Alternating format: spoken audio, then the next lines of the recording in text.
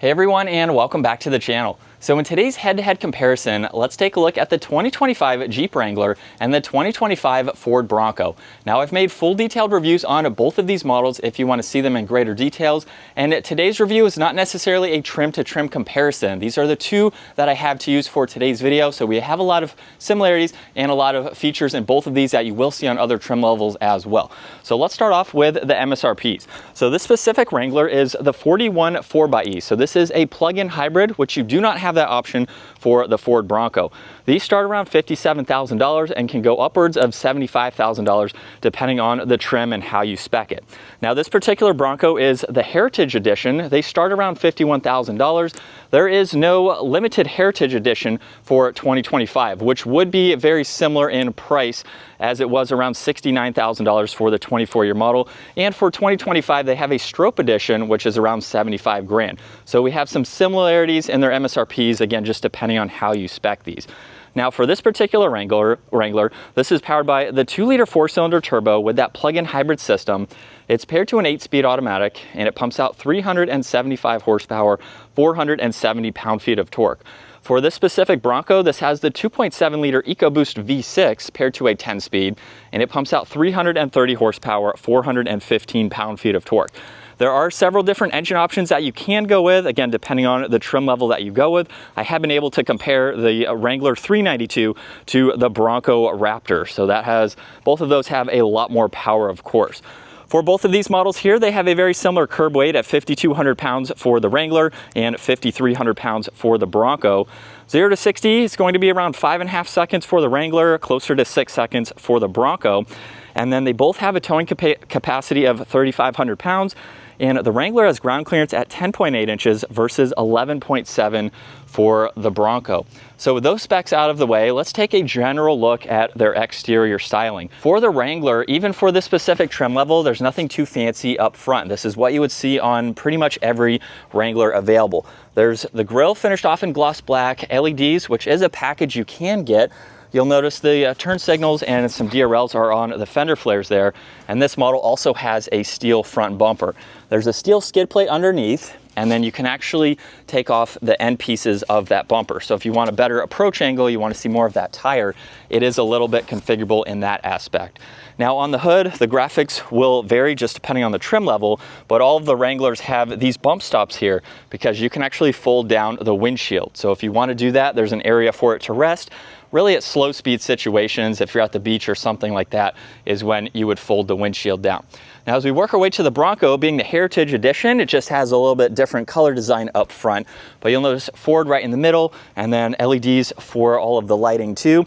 This does have a steel front bumper along with the steel skid plate underneath, and then you'll notice fog lights and some tow hooks. There were tow hooks on the top of that bumper there. Now the only difference with the Bronco is that this factory bumper cannot be taken apart. So if you want it to be a little bit smaller, you could put an aftermarket one on if needed. And then up top, you'll notice that this has these channels right here. So these actually attach to the accessory ready point where the roof rack is currently installed. So you can actually put those cables down. So if you're off-roading, the branches can hit those and you can deflect those away from the paint, which you don't see on the Wrangler. You can also not fold that windshield down. So it is going to be a little bit more insulated versus the Wrangler. Now, as we work our way to the side, you'll notice pretty much all the Wranglers have the massive fender flare there. For this particular Bronco, really nice set of fender flares. And then this also has the Sasquatch package. So it has the 35-inch tires, and then of course that iconic wheel. You'll notice too, we have body colored wheels for the Wrangler there, but you do have a smaller tire for this particular model. And then a real big distinction between both of these is that for the Bronco, the side mirror is actually attached to the bodywork, and these are pillarless doors, meaning that you can fit all four in the rear cargo area. For the Wrangler, the side mirror is attached and they are not pillarless, so you will not be able to fit these and take them with you if you choose to take them off. You'll notice too, there are rock sliders for the Wrangler, just a side step for the Bronco there. And then taking a step back, the Bronco is definitely much taller than the Wrangler. For this particular Bronco too, this has the hardtop roof where you can take some of the panels off, and then there's the roof rack which is installed on this model here. You can also get a soft top if you would like, just depending on how you want to operate those roofs. You also have a few different options for the Wrangler. This model has the sky roof, so with the push of one button, that soft top will retract. I think that is really cool. I really wish the Bronco had a similar feature. You can get the soft top too, or the hard top, which is very similar to what you see on this Bronco. Now, as we work our way to the back, there's a full-size spare steel rear bumper, all the parking sensors, you have LEDs, and then to gain access to the cargo space, it's very easy to do. And you'll notice that you do have a carrying case where you can put the hard top for the roof if you choose. You might be able to fit these panels, as you can remove both of these with the sky roof option. So you can take those off and place them there as needed. Now there's also the cable there along with storage space. You have an area where you can place all the bolts. So when you take the doors, roof, even the windshield down, you have a place to do that. Now you can also fold down the back seats. They don't fold quite flat, but that still gives you a little bit more practicality for an SUV like this. And then as we work our way to the Bronco, you'll see the same thing. Full-size spare in the back, steel rear bumper, and then you have LEDs and a proximity door handle, just like on the Wrangler there. Now for this particular model, the owner has a bike rack installed, so you can actually fit a full-size mountain bike in the back with the back seats down, as they fold flat versus the Wrangler. So pretty neat to see that. This particular model also has the slide-out tray, where you can place, I think it's around 500 or 600 pounds on that if needed. And it makes it really helpful, especially if you're camping or whatever adventures you have. Maybe you want to use it to slide in some items. You can do that, which is helpful. And then you'll notice a little bit of storage, a 12 volt and a full roll cage, just like over on the Wrangler. Now, as we work our way to the interiors, we'll start over on the Wrangler here, where the interiors will vary slightly as far as color goes, but the door panel is going to be virtually unchanged. So you have storage, you have a grab handle here underneath, so that way you can use that to lift the door off. So for this model, all you have to do is unhook the electronics there, and then you have two bolts on the outside here. So you'll notice those hinges right there, and that's how you can remove these doors. Now, taking a look at the interior now, we'll fold this seat down where you'll notice the headrest is actually in the way. So that's as far as they fold down, but it still gives you a good bit of space. Now you have storage pockets too. You get vents in the back, window controls, and some storage. And then at my height, I have maybe 4 or 5 inches of headroom. It's very spacious, even with the different roof options that you get. You'll notice too, you can see the roll cage, you have speakers up top too. Seats are pretty upright, but it's comfortable to ride around town. You could have 3 people back here, might just be a little bit tight. Neither of these are a large SUV, but it still gives you a good bit of space. Now, as we work our way to the Bronco, you'll notice there's no exposed hinges to remove the doors. That's because when you open the door, you'll notice that you have a quick release for the electronics, and then you have a bolt here and a bolt down below, and then you can lift off the door. So you actually have a handle here where it says lift, where you can use that. You can use this grab handle too to take the doors off. You'll notice there's a little bit of storage, and it's pretty simple, just like the Wrangler, because you can take the doors off. Now, if we do the same test here, you'll notice that we can fold that headrest down, and we have a very level seat to fold down. So I think it's a little bit more versatile, especially if you're fitting in a mountain bike or items like that. Now, you also get grab handles, which I didn't show on the Wrangler. You do have grab handles there. Window controls, some auxiliaries in the middle. And then I have maybe 3 or 4 inches of headroom, so a little bit less. But you'll notice too that you only see the roll cage behind me. There's not one with the speakers right here. So it just gives you a little bit better visibility from the back seats. And you have cup holders right in the middle versus in between the front seats there. So a little bit different of a design, but still very nice. Now let's start up front with the Bronco here, where you have window controls, you have a little bit more storage, and then the grab handle there. And then this model does have manual seats. Now, if this was the limited Heritage Edition, I believe that those are automatic seats and you get a leather. But this cloth design looks very nice for this model. And then as we start it up, this white trim accent is specific for this model here with the red accents. But in general, this is the design that you would see. Now for the steering wheel, you have your cruise control settings. This model has distance pacing, and then you have controls to go through the gauge cluster. So you can scroll through all this information on the right side, and you have miles per hour fixed on that left side with engine temperature. So you have quite a lot that you can go through, not quite as much as the Wrangler as you will see, but you do have a few things to go through with this large system here to gain access to that information. And then over on this left side, there's all the headlight adjustments, e-brake, and then the hood release. On the Wrangler, you can just walk up to it from the outside and pop the hood.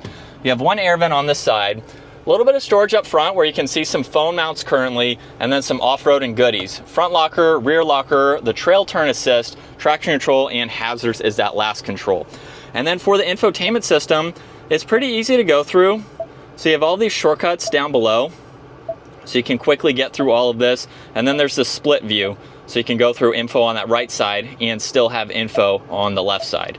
So really nicely integrated into the dash there. And then underneath that, there's volume and tuning, all of the climate adjustments. This does get heated seats. You have the fan speed in the middle, auxiliary with a little bit of storage there. And then there's cup holders. And with the backup camera, you have the full view. You also can have a downward angle, so maybe you're hooking up to a hitch or you just want to get really close to an item, you have that angle. And then you can also shift using the shifter here, so you have plus and minus on the side. Now behind that, there's all of the four-wheel drive selectors, including the GOAT modes. So that means goes over any terrain, and you can go through all of these depending on that terrain. So you have a few on-road settings and then a few off-road settings, which will also change the four-wheel drive system for that particular setting. So you have all of those, which you can do manually, of course. Window controls are in the middle. There's your mirror adjustments, and then you have a little bit of storage in the glove box there, as well as in the armrest. And then up top, there's dome lights and these factory auxiliary switches. So you can hook up compressors, exterior lighting, any items that you may have, you can hook up there. And then for this particular roof, you have the hardtop like I mentioned. So you have panels up top where you can just remove the front panels, and then you can remove that entire rear section. And then as far as visibility goes, it's pretty easy to see with the squared off windows.